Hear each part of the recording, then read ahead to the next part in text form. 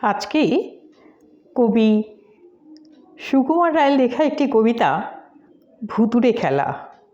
সুকুমার রায় মানেই খুব হাসির, খুব মজাদার, বাচ্চাদের খুব সুন্দর কবিতাটি পাঠ করার চেষ্টা করছি।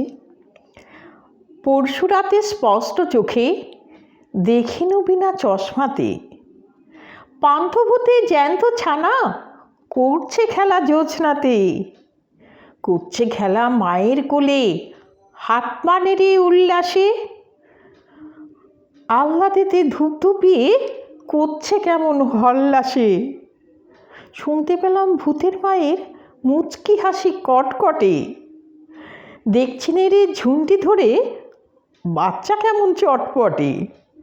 উঠছে তাদের হাসির হানা, কাষ্ঠ সুরে ডাকছে রে, খ্যাসখ্যাসানি শব্দে যেন করাত দিয়ে কাটছে রে। যেমন খুশি মারছে খুশি, দিচ্ছে কষে কানমলা, আদর করে আছাড় মেরে শূন্যে ঝোলে চ্যাংদোলা। বলছে আবার আয় রে আমার নোংরা মুখো শুট করে, দেখ না ফিরে প্যাক না ধরে হুতম হাসি মুখ করে। ওরে আমার বাদর নাচন আদর গেলা কোৎকারে, অন্ধমনের গন্ধ গোকুল ওরে আমার হোতকারে। ওরে আমার বাদলা রোদে জ্যৈষ্ঠী মাসের বৃষ্টি রে, ওরে আমার হামান ছ্যাঁচা জ্যৈষ্ঠী মধুর মিষ্টি রে। ওরে আমার রান্নাহারির কান্না হাসির ফোড়নদার, ওরে আমার জ্যোৎস্না হাওয়া স্বপ্ন ঘোরার চরণদার।